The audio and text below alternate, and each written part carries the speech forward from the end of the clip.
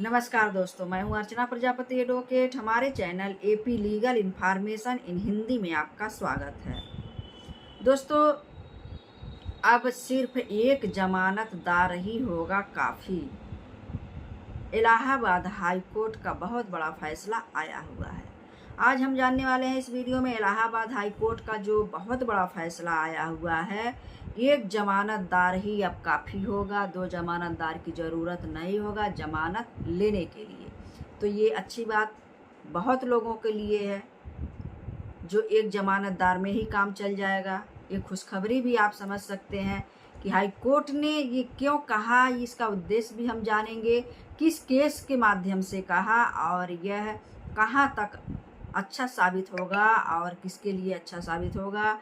बने रहिए हमारे वीडियो में अंत तक। हमारे चैनल पर आप नए हैं तो like share subscribe all button click कर लीजिएगा, क्योंकि ऐसे ही कंटेंट हम आपके लिए लाते रहते हैं जिससे आपको थोड़ी सी जानकारी हो सके।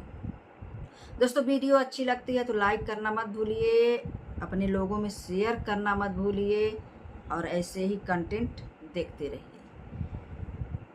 और जो सुप्रीम कोर्ट के बाद जो होता हुआ हाई कोर्ट होता है, सुप्रीम कोर्ट सबसे बड़ा न्यायालय होता है। हाई कोर्ट जो है उससे निचली होती है, या उसके बाद तीसरे नंबर पर जो आता है निचली अदालतें आती हैं। तो निचली अदालतों को ही ये हाई कोर्ट ने निर्देश दिया है कि अब जो है एक जमानतदार काफ़ी होगा, और एक जमानतदार अगर कोई व्यक्ति देता है अभियुक्त को छुड़ाने के लिए, जो हिरासत में है, न्यायिक अभिरक्षा में है, तो वह मान्य होगा।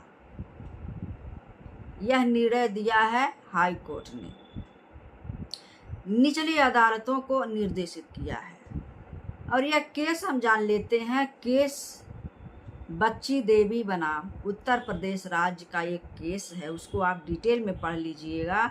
इस केस में क्या क्या पॉइंट रखा गया है और किस लिए इसको कहा गया है। थोड़ा सा हम एक लाइन बता देते हैं। यह केस था नकली पेंट के कारोबार से संबंधित, नकली पेंट बेचने से संबंधित यह केस था, जिसमें पुलिस ने जो है इन्वेस्टिगेशन करके, अन्वेषण करके आरोप पत्र जो है न्यायालय में दाखिल कर दिया था बिना गिरफ्तारी के।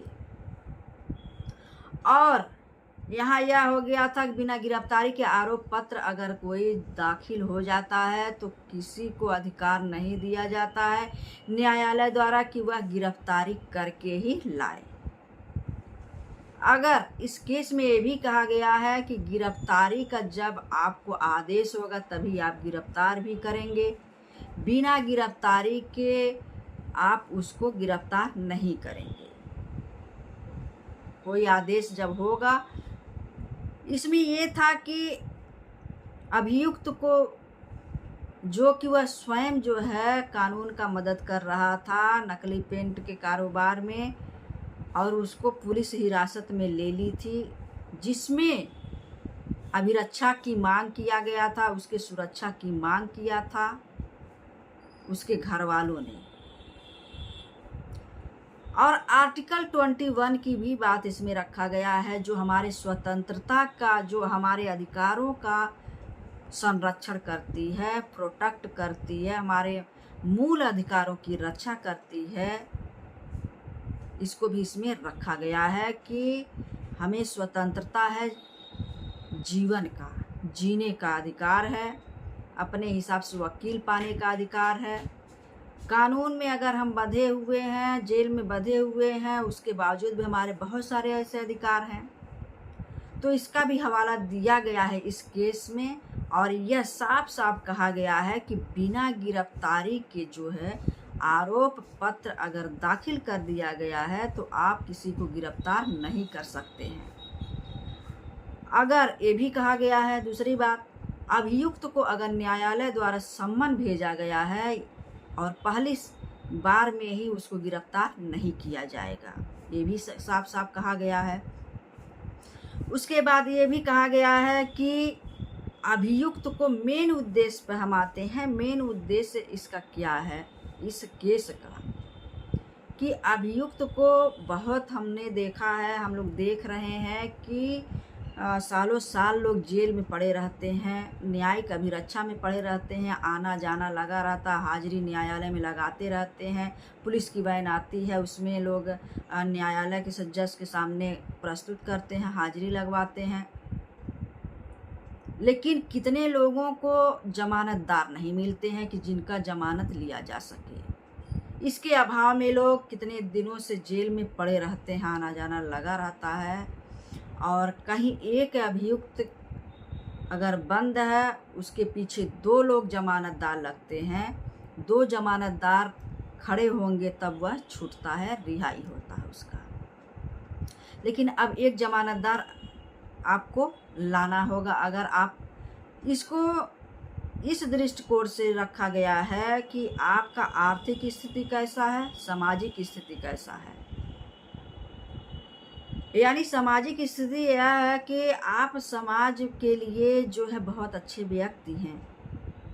समाज के दृष्टिकोण में आप अकेले इकलौता घर के कमाने वाले हैं, जिसके न रहने से, जेल में रहने से आर्थिक स्थिति बहुत ही खराब हो चुका है। कोई माता पिता का देखभाल करने वाला नहीं है, बच्चों का भरण पोषण करने वाला नहीं है, जो आप ही थे कर रहे थे। एक जमानतदार मिला हुआ है और दूसरे की मांग है, दूसरा मिल नहीं रहा है, आप जेल में सड़ रहे हैं। तो इसी बात को लेकर आर्थिक और सामाजिक रूप को देखते हुए हाई कोर्ट ने बहुत ही सुंदर या बहुत ही बढ़िया फैसला दिया हुआ है कि अब एक जमानतदार अगर आपके पास है तो भी आपको रिहाई मिल जाएगा। इस केस में बच्ची देवी बनाम उत्तर प्रदेश राज्य में यह हाईलाइट हुआ है और निचली अदालतों को हाई कोर्ट ने निर्देशित किया है। निचली अदालत में हमने कहा कि बहुत सारे ऐसे खूबियां हैं कि अगर हाई कोर्ट आदेश कर दे तो निचली अदालत को मानना अनिवार्य हो जाता है। और वहाँ पर्सनल बांड भी भरा जाता है, मुचलका भरा जाएगा उसके आर्थिक स्थिति को देखकर कि कितना में इसका आर्थिक स्थिति है, इसकी खेती बाड़ी कितने हैं।